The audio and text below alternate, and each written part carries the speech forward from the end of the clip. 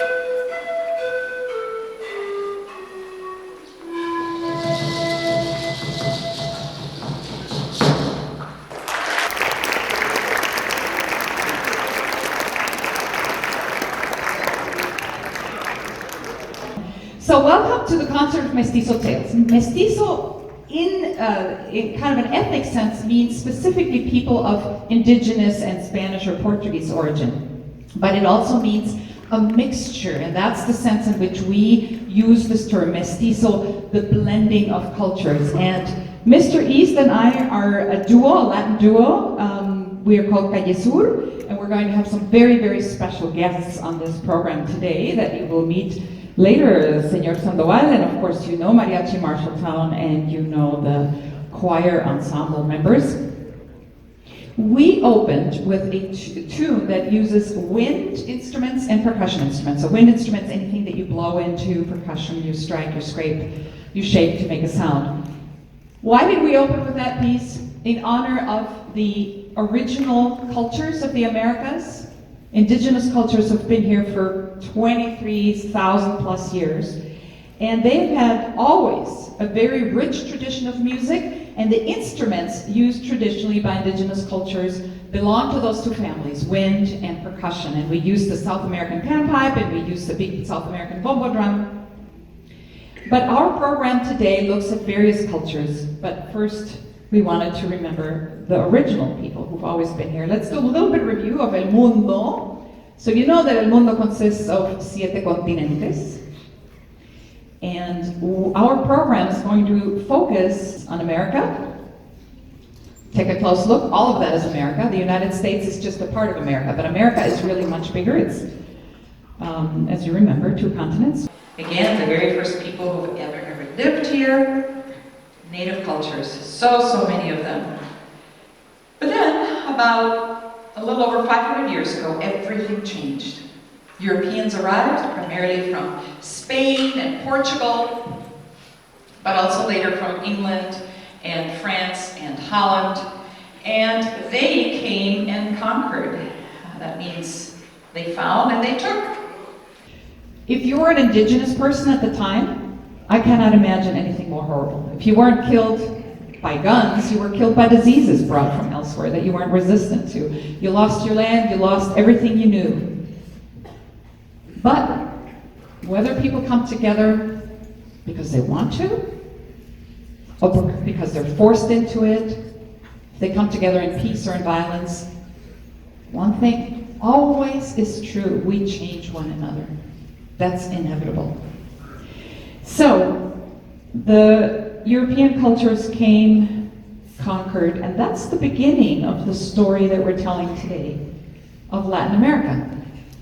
Latin America is all those colorful countries there, and you'll notice that they're all south of the United States and that they include the Caribbean islands.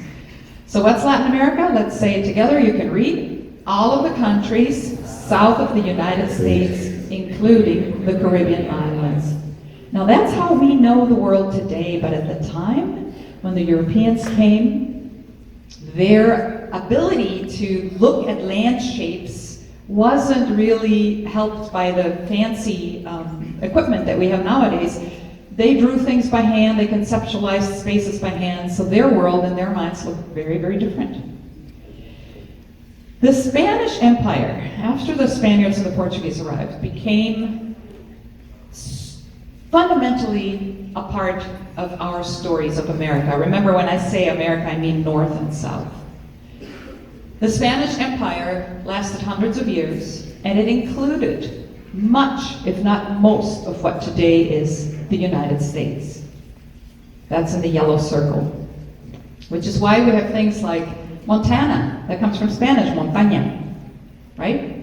We have rodeo, that's Spanish. Lots of terms that date way back, 500 and some years back. The European cultures, aside from destruction, they brought ideas in music that were new. They brought string instruments. The Europeans appeared with their instruments, and some have not changed all that much, like the violin, but many of the instruments that we play today in Latin America are actually a product of cultures coming together. So Europe brings an idea for a string instrument, and the new Mestizo cultures that emerge invent their own. And the mariachi music is a symbol of this coming together of ideas. And so this is a great moment to invite our mariachi ensemble to play the first song, and pay attention to strings and wind instruments that are typical of the mariachi tradition.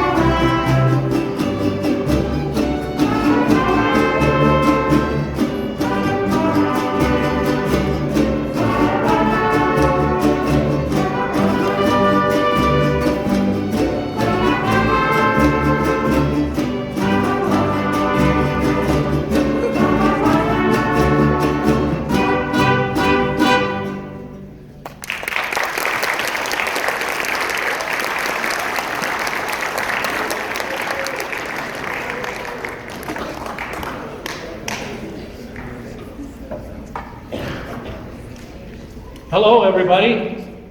Hola. My name is Lorenzo Sandoval, and it truly is a pleasure to be here and to be part of this presentation. And before I tell my story, I want to let's have another song, and it's one of my favorites, and it was a favorite of my parents and also my grandparents, El Rey.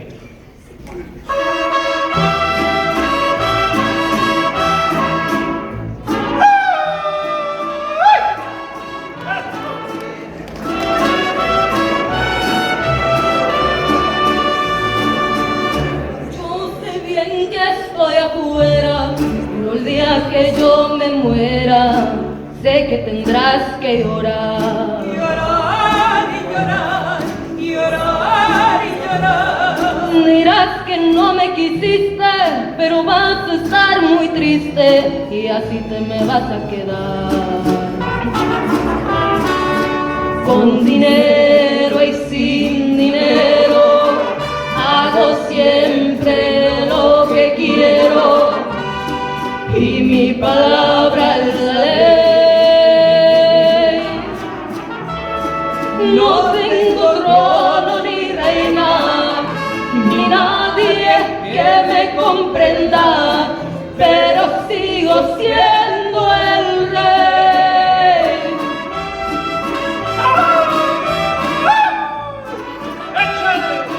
Dímelo, dímelo.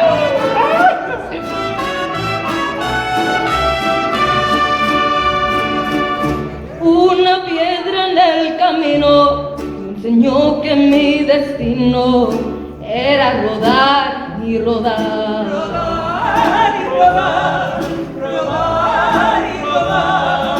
Después me dijo un arriero que no hay que llegar primero, pero hay que saber llegar. Con dinero y sin dinero, hago siempre lo que quiero y mi palabra es la ley. No tengo trono ni reina, ni nadie que me comprenda, pero sigo siendo el rey. All right! Gracias. Give it up for Kayla and Mariachi Marshalltown. Gracias.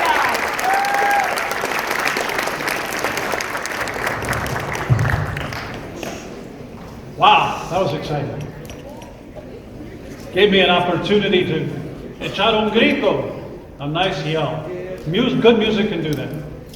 I am, as I mentioned before, Lorenzo Sandoval, and I'm happy to be here, part of the presentation, to tell my story.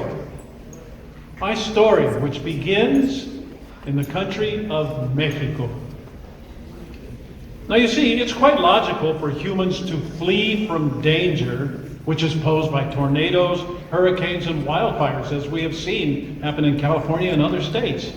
It's instinctive, right, for us to move away from the life-threatening situations, to move away to areas of safety for ourselves and for our loved ones.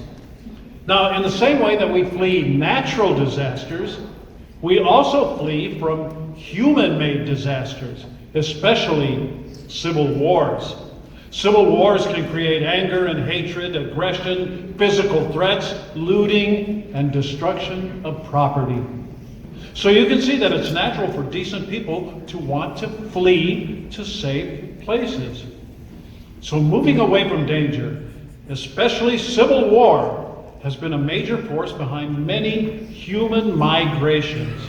Moving away from the dangers of a brutal civil war was how my family ended up in Iowa. The Civil War that began in Mexico, that began in 1910, dramatically changed the lives of millions of its citizens. And among the many thousands of people who left a miserably unstable Mexico at that time were two families who migrated to eastern Iowa and western Illinois, the Sandovales and the Martinezes. Each family ultimately settled on either side of the Mississippi River in the area known as the Quad Cities, which is just a couple of hours east of here. The Martinez family, with their 7 children, settled in a company town, and it was a section of Bettendorf, Iowa, called Holy City.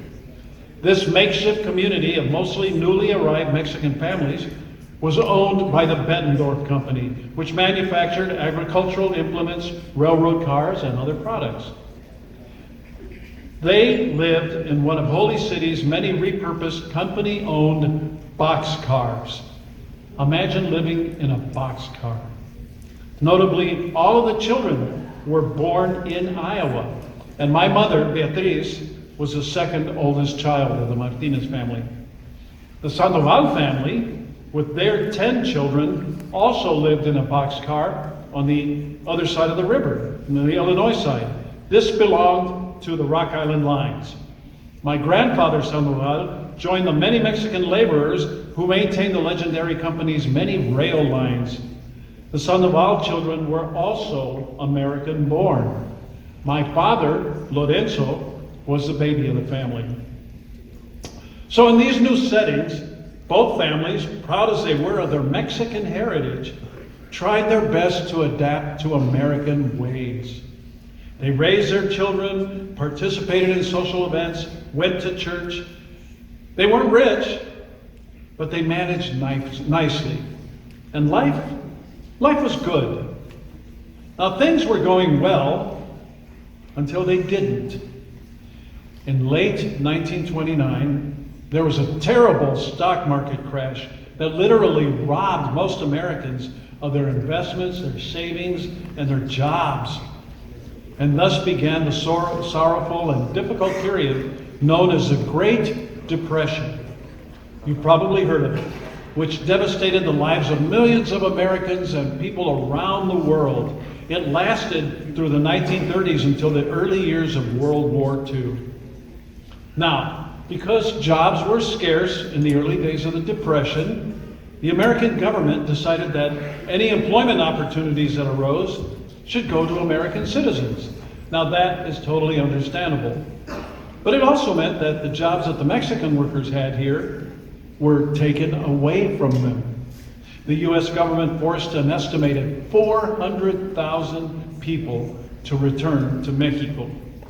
And the manner in which people were forced to leave ranged from peaceful to uncivil to even violent. Thus, the Sandovales and the Martinezes went back to Mexico, taking with them their American-born children. And when the families returned to Mexico, they experienced severe economic setbacks. Yes, as bad as life was right here in the United States at that time, it was worse in Mexico, which was still in turmoil as it tried to recover from its horrible civil wars. But ultimately, in the 1940s, many families were able to return to the United States because many of the job opportunities created by this country's need for workers during World War II. The Sandovales and Martinezes returned to the United States and in fact back to the Quad Cities. My parents, Lorenzo Sandoval and Beatriz Martinez, were in their early 20s by then.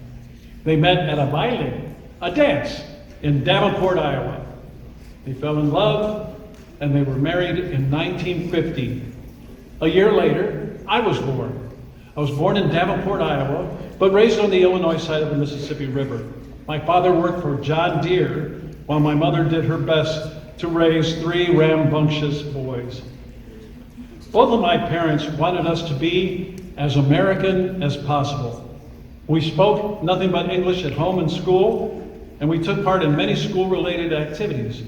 I certainly understood the Spanish that my folks used with us, but I really never responded in Spanish. In fact, I often like to say that my mother would yell at us in Spanish, and silencio, she would tell us, ya párale. And we would go, oh, Mom, in English. That was about the only English thing I knew. And I just knew only a little bit about Mexico. But then, Chicano power movement of the late 1960s and the early 70s, that came along. And it influenced my thinking about the richness of my cultural roots and my desire to preserve its importance in the formation of my worldview. I can now speak Spanish, and I am proud of my heritage, and I am extremely proud to live in Iowa. Y yo sé que cada uno de ustedes tiene una historia magnífica en sus corazones. Hay que contar sobre su vida y historia familiar. Pero espero que disfrutan compartir estas historias algún día en el futuro con sus propios hijos, familiares y nuevos amigos. Gracias a todos. And before we get to more music, let's review. What's Latin America? Let's say it together. All of the countries south of the United States, including the Caribbean islands. Okay. I'll tell you my story. I'm Karin Stein and I'm Colombian. Colombia is the country that the arrow points to there. On the night I was born in 1962 in the capital of Colombia, Bogota, 27 children were born and 26 of them were boys. And then there was that one girl.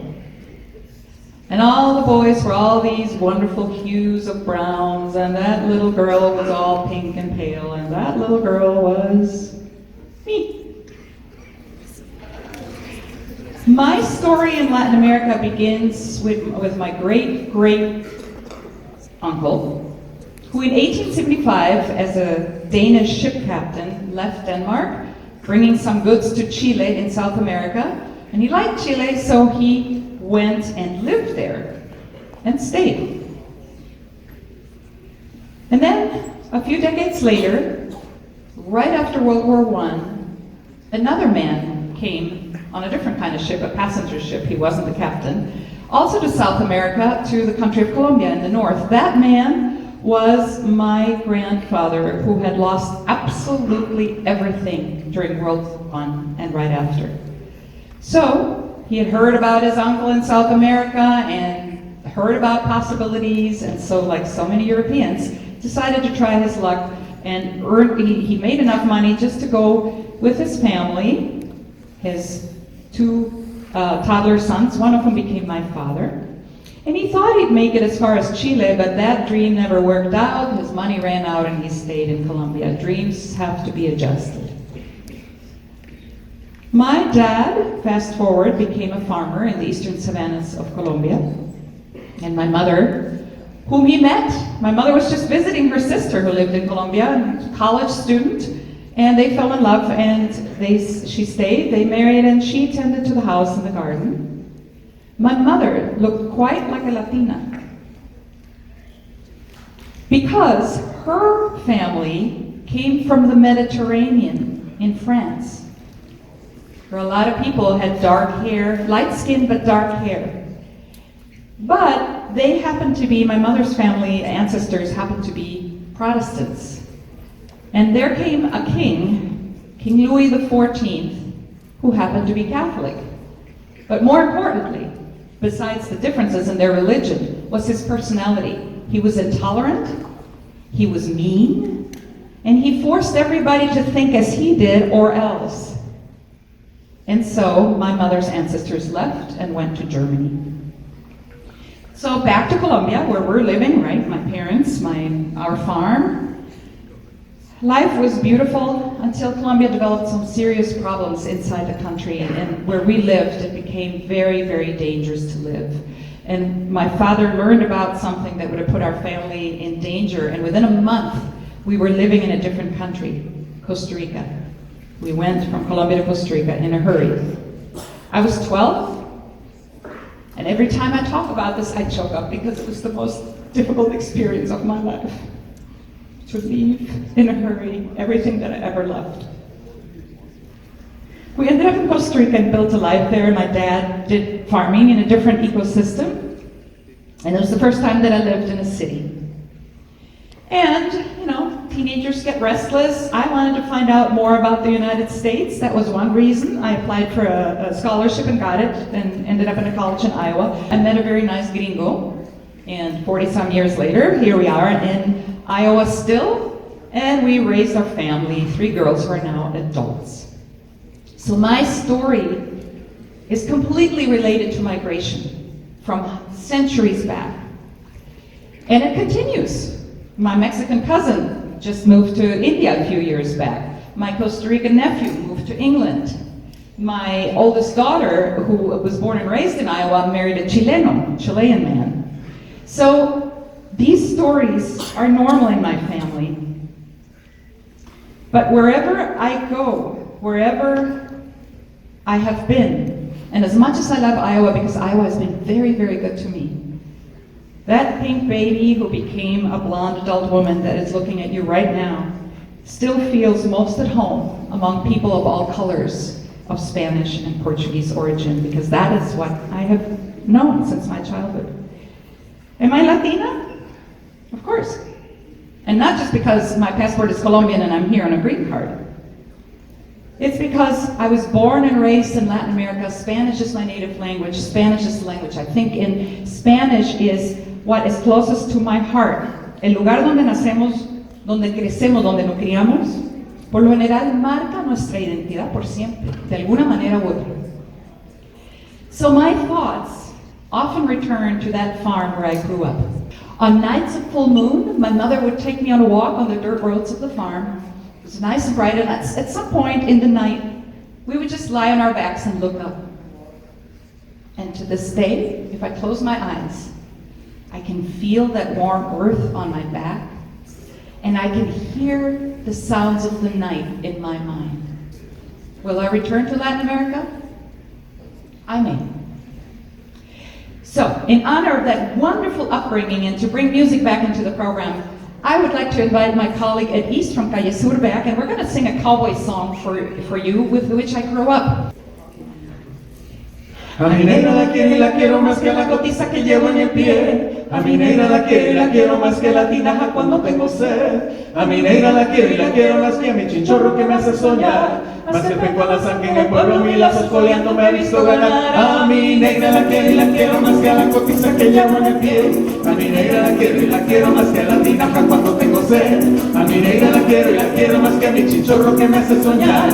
Más que el peco a la sangre en el pueblo, mi lazo escoleando me ha visto ganar. Cuando baila mi negra moro con la voz zapatea por dentro de mí, porque el son de la jefa sin fin, y al compás de tu talón, con la gracia mueve la cadera, mi negra que me hace perder la razón, lucha con la gracia mueve la cadera, mi negra que me hace perder la razón.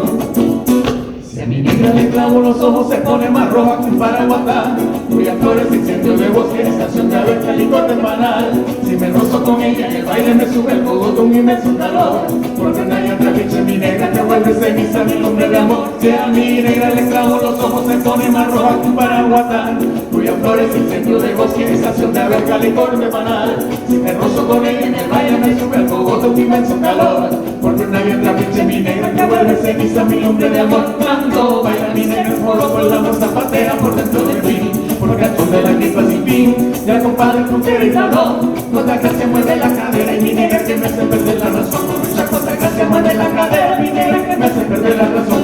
Cuando baila mi negra moro con la voz zapatea por dentro de mí, porque al son de la jefa sin fin, ya compadre con y talón, con la gracia mueve la cadera y mi negra que me hace perder la razón. Lucha con la gracia mueve la cadera, mi negra que me hace perder la razón. Lucha con la gracia mueve la cadera, mi negra que me hace perder la razón.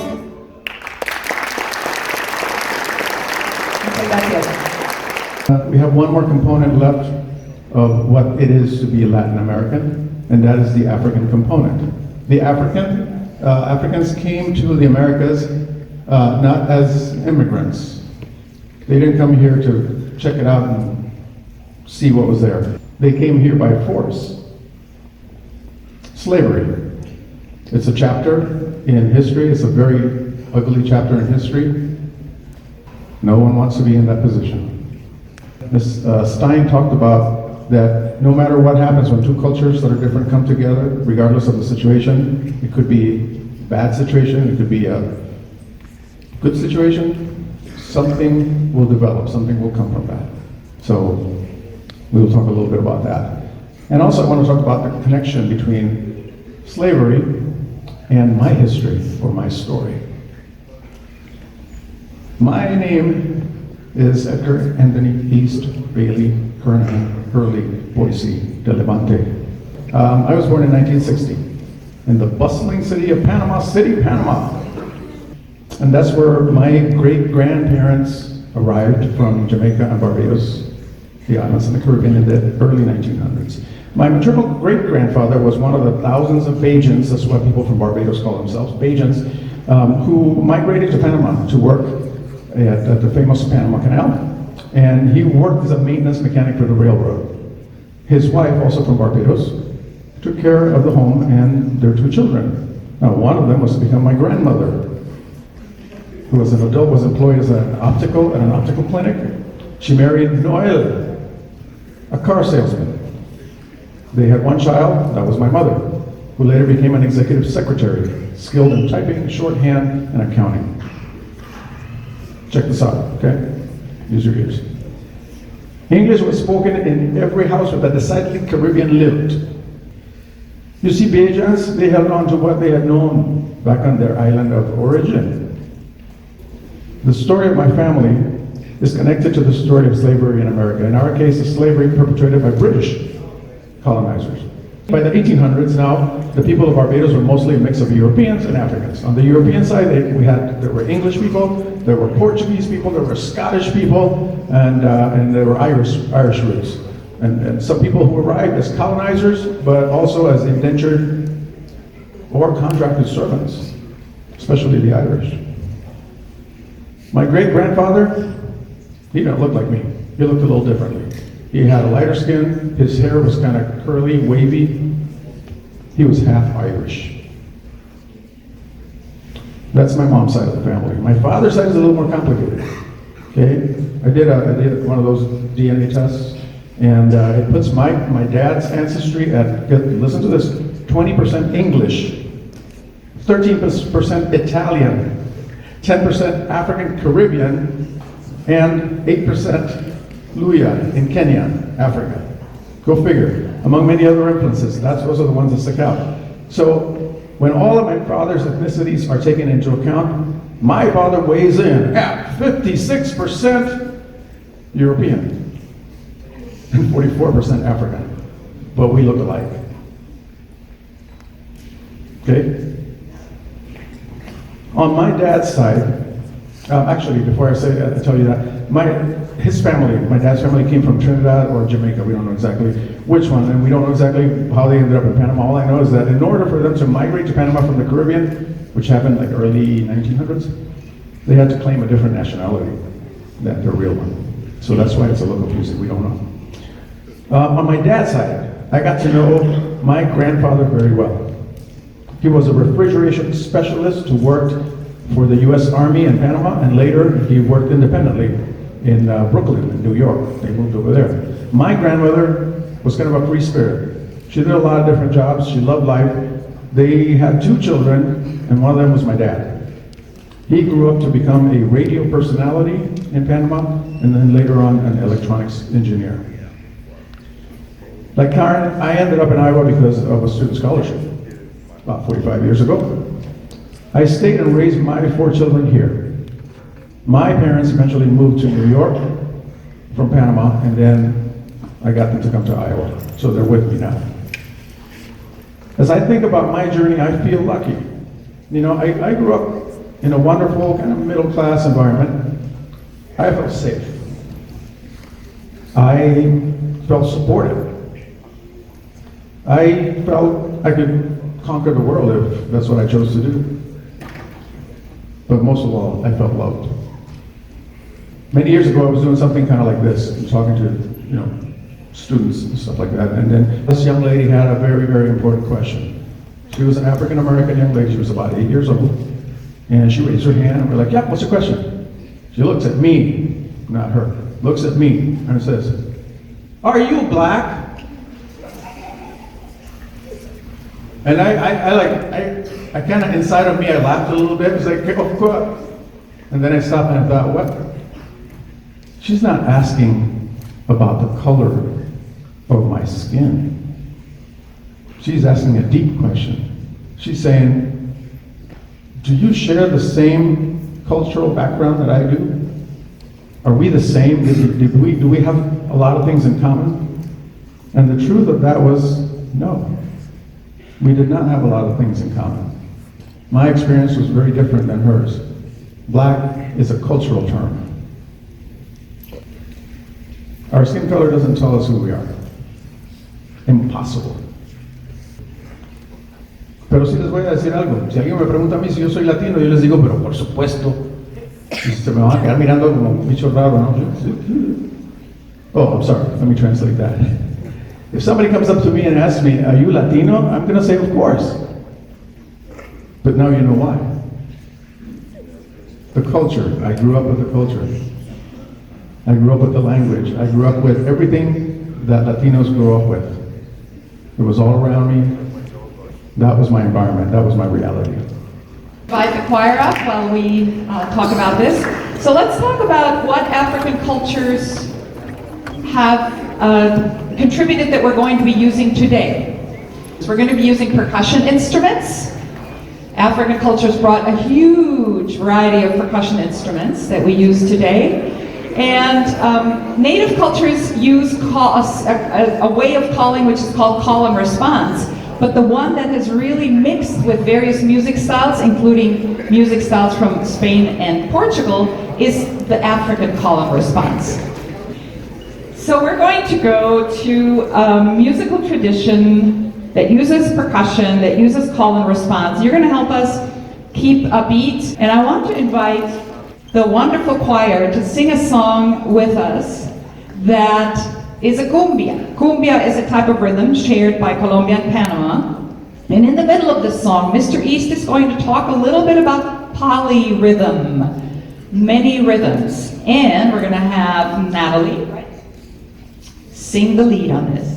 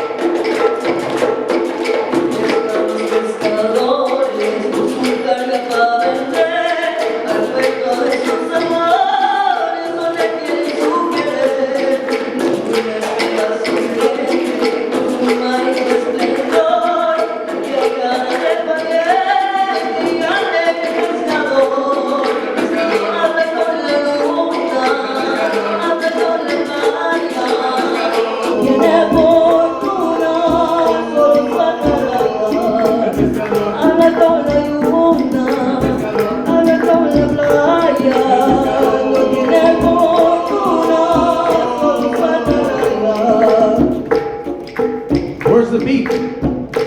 Put your hands together. Where's the beat? Here you got the beat, right? Now I'm playing a bunch of stuff here. I'm going to isolate the beat. That's the one. Now she was talking about polyrhythm. If I start going like this, that is not polyrhythm. Poly means many. That's a monorhythm, okay? So as soon as I start adding things to this that are not that, we're into polyrhythm, okay? So one of the things that I add, so I got this guy doing this, and when I ask this guy to do something different, right? So that's different. Now we get a little polyrhythm. But you know what? That's not enough. Africa taught us better than that. So we add something else. Let's talk to this guy over here and see if we'll play something different, right? So 1, 2, 3. Now we got a little polyrhythm. Now it's got a little something going on here. Okay, we got a free hand. Got to do something with this one. No. Got to do something. About improvise a little bit.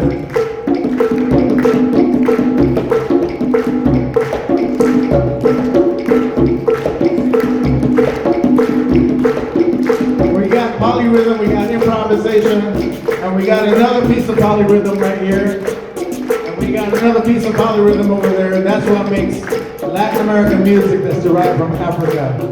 The kind of stuff that makes you want to get up and dance, clap your hands, and smile. Están los pensadores con su caña para vender al puerto de sus amores donde tienen su querer. Y esta cumbia se llama el alegre pescador. La cumbia una mañana del sol. El pescador, Habla con la luna, el pescador, habla con la playa, el pescador, porque me fortuna solo falta. el pescador, Habla con la luna, el pescador, habla con la playa, el pescador, lo que de fortuna solo falta raya, solo falta raya, solo falta raya, solo falta raya, solo falta raya.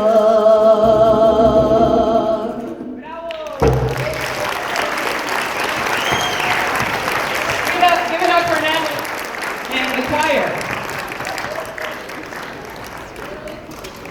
All right, so let's review a little bit before we open this up to a few questions. So Native American people who've always lived here at least 23,000 years ago, and then we add the European influences, starting very recently, only a little over 500 years ago. Europeans brought enslaved people from Africa. And that is why in Latin America we are so diverse, and that's why all of us can be Latinos. So what's Latin America? Let's spell it out. All of the countries south of the United States, including the Caribbean islands. Exactly. Now, you know what Latin America is, but did you know we speak over 400 languages in Latin America alone? That's without adding the languages in the United States and Canada. The dominant official language in Latin America is Spanish. You'll see all the the countries colored in green there. Official language is Spanish. A couple of those have a second official language, an indigenous language. For example, Paraguay has Spanish and Guarani as two official languages. Portuguese is spoken in Brazil, that big orange country there. English in the gray countries, including the United States and a lot of Caribbean islands, as Mr. East explained. Those colonizers came from England. Other colonizers came from France, and so Haiti has French, and French Guiana has French, and then also to a lesser degree, the Dutch. So that is our concert of Mestizo Tales.